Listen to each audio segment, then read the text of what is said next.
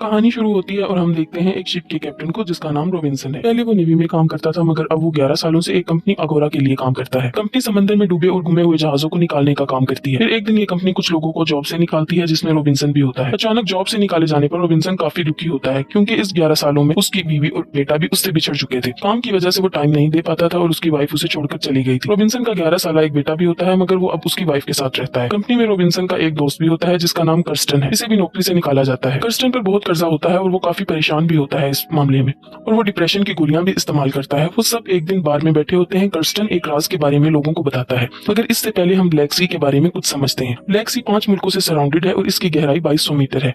Kirsten इन्हें इस तलाश के बारे में बताता है जो अगोरा ने ब्लैक सी में की थी। 1941 में हिटलर की फौज नाअजीज मुकम्मल तौर पर तबाह हो चुकी थी। इस वक्त रूस जंग की लपेट में नहीं आया था मगर रूस को डर था कि कहीं जर्मनी रूस पर हमला न कर दे और इस बात का फायदा उठाते हुए हिटलर ने रूस से कर्जा मांग लिया 2 टन सोना। इसकी कीमत का अंदाजा खुद लगा लें। हिटलर ने रूस से एक बोट ली और इसमें सोना भरा मगर वो जहाज हिटलर तक नहीं पहुंचा, रास्ते में ही कहीं डूब गया या डुबाया गया। इस पर हिटलर ने रूस पर हमला कर दिया। इस 4 साल जंग में लाखों लोग मारे गए। इसके बाद एक ओशियानिक रिसर्चेज इंस्टीट्यूट ने एक यू बोट ढूंढ ली और दावा किया कि ये वही बोट है जिसमें स्टेलन ने सोना रखा था। अपनी इसी इन्फॉर्मेशन को वो जॉर्जिया सरकार के पास ले गए और इन्हें इस यू बोट की लोकेशन दी। जॉर्जिया सरकार इस यू बोट को निकालने के लिए मान गई और 1 महीने बाद रूस और जॉर्जिया के दरमियान लड़ाई शुरू हो गई और सारी हदें पार होती चली गई। रूस को यू बोट की लोकेशन के बारे में नहीं इल्म था। जॉर्जिया को इस बारे में पता था लेकिन जब तक झगड़ा खत्म नहीं होगा कोई ब्लैक सी में दाखिल नहीं हो सकता और वो यू बोट तब तक समंदर में ही पड़ी रहेगी। जब रॉबिन्सन को इस बात का पता चला तो वो एक अमीर आदमी से इस बात के बारे में डिस्कस करता है क्योंकि इस तलाश में काफी पैसे लगने वाले थे और इनको पैसों की सख्त जरूरत होती है। वो शख्स जिसका नाम लेविस होता है वो इसकी तलाश में इन्वेस्ट करने को तैयार होता है मगर वो सारे सोने का 40% लेना चाहता है। रॉबिन्सन राजी हो जाता है और इसका दोस्त कर्स्टन डिप्रेशन की वजह से सुसाइड कर लेता है। रॉबिन्सन को इस तलाश में पैसा लगाने वाला मिल जाता है। पहले वो एक सबमरीन खरीदता है जो पुराना होता है मगर इसे खरीद लेता है। रॉबिन्सन के साथ एक रशियन दोस्त होता है जिसका नाम ब्लैकी होता है। वो दोनों प्लान बनाते हैं और इस तलाश के लिए वो 12 लोगों का ग्रुप बनाते हैं जिसमें आधे रूसी और आधे अंग्रेज होते हैं। रॉबिन्सन ग्रुप में रूसी लोगों को इसलिए लेता है कि जो सबमरीन वो लेते हैं वो रशियन है और ब्लैक सी पर रशियन का ही कब्जा है तो रशियन अपने आदमियों से बचने में मददगार साबित होंगे और इस सबमरीन को चलाने के लिए कम से कम 12 लोगों की जरूरत पड़ती है। रशियन टीम में कुछ सिलेक्टेड लोगों को लेते हैं जो इस काम में काफी माहिर होते हैं। सोने की हिफाजत, इंजन की और कुकिंग के लिए कुछ लोगों को रखा जाता है। गोताखोरी के लिए उन्हें एक माहिर आदमी चाहिए होता है और वो एक पागल आदमी को रखते हैं जो कि गोताखोरी में बहुत माहिर होता है जिसका नाम फ्रीजर है। टीम मुकम्मल होने और सबमरीन को लेने के बाद वो लोग समंदर की तरफ रवाना हो जाते हैं। जब रॉबिन्सन आखिरी दफा नीले आसमान की तरफ देखता है और सबमरीन का दरवाजा बंद करके इसे समंदर में ले जाते हैं, ग्रुप का हर एक आदमी अपनी पोस्ट संभाल लेता है और सोने की तलाश में निकल जाते हैं।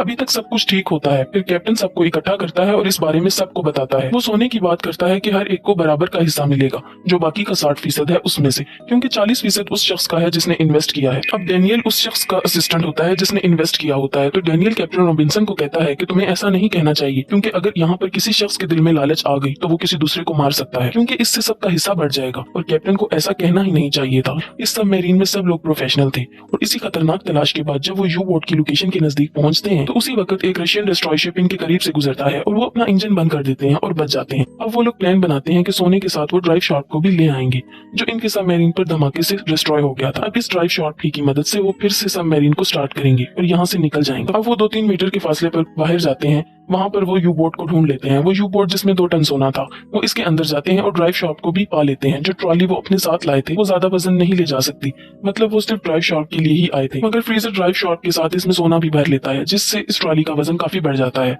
और इसे धकेलने में काफी जोर लगता है। वो इस ट्रॉली को वापस सबमरीन की तरफ ले जा रहे होते हैं मगर रास्ते में एक बड़ा गड्ढा आ जाता है। वहाँ इनसे ट्रॉली पे काबू हो जाती है और जो भी सोना इसमें था सब गिर जाता है। सिर्फ ड्राइव शॉट ही बचता है। फ्रीजर अब ड्राइव शॉट को लेकर आता है। सोना खो देने की वजह से सब लोग बहुत उदास होते हैं और वो सबमरीन को सतह पर ले जाने की तैयारी करते हैं मगर यहाँ डेनियल लेविस का असिस्टेंट कैप्टन रॉबिन्सन को एक राज बताता है कि ये सब एक प्लान के तहत किया गया है। कोई अमीर शख्स लेविस है ही नहीं जिसने इसमें इन्वेस्ट किया। असल में अगोरा ने जॉर्जिया से समझौता किया था तो वो लोग बोट को नहीं निकाल सकते, इनको खतरा है। तो अगोरा के लोगों ने ये प्लान किया था और कंपनी के सभी काबिल लोगों को निकाल दिया जिससे तुम लोग मजबूर हो गए और पैसे और इस कंपनी से बदला लेने को तैयार हो गए। अगोरा ने कर्स्टन को $30,000 दिए ताकि तुम्हें इस कोच के लिए रजामंद कर ले और तुम आसानी से फंस गए और जैसे ही तुम लोग सोना लेकर ऊपर जाते अगोरा तुमसे वो सब ले लेता और तुम सबको गिरफ्तार कर लेता। ये सब सुनकर रॉबिन्सन गुस्से से पागल हो जाता है कि कंपनी इतनी जालिम भी हो सकती है। अब जो सोना गिर गया वो तो वापस नहीं आ सकता। इसके अलावा और भी सोना था जिसको वो सबमरीन में लाते हैं जो 3 टन है। ये इनकी सोच से भी ज्यादा होता है। अब तो इनको लेविस को भी 40% नहीं देने होंगे, सारा सोना इनका ही है। वो 8 लोग बच जाते हैं, हर एक को 82 मिलियन मिलेंगे अगर वो इस सोने को ले जाने में कामयाब हो जाते हैं। अब वो लोग अपनी लोकेशन पर नहीं जाएंगे, वहाँ से दूर चले जाएंगे ताकि अगोरा से बच सके। अब वो लोग सोना ले लेते हैं और ड्राइव शार्क को चलाते हैं और इन्हें शक होता है कि वो चले या नहीं। वो सोचते हैं कि या तो वो हमेशा के लिए निकल जाएंगे या इसमें हमेशा के लिए फंस जाएंगे और मर जाएंगे। वो सबमरीन के इंजन को स्टार्ट करते हैं और इनकी सबमरीन चलने लगती है। वो सब बहुत खुश होते हैं कि अब वो अमीर हो जाएंगे, मगर कुछ दूर जाकर उनको हेल्पर्स की मदद से पता चलता है। सबको अलर्ट करते हैं और सबमरीन रोकने को कहते हैं। वो इसे रोकने की कोशिश करते हैं और मुश्किल से इसे रोकते हैं। मैप में कोई गड़बड़ हो जाती है और वो लोग चट्टानों में फंस जाते हैं। वो इन चट्टानों को पार कर सकते थे क्योंकि इनमें से वो 40 मिनट में से निकल सकते हैं। अब वो हेल्पर्स को बिठाते हैं और इसे चट्टानों से निकालने की कोशिश करते हैं। फिर अचानक किसी प्रॉब्लम की वजह से सबमरीन में ब्लास्ट होता है और सबमरीन समंदर में जा गिरती है और इसमें होल हो जाते हैं जिससे इसमें पानी भरने लगता है।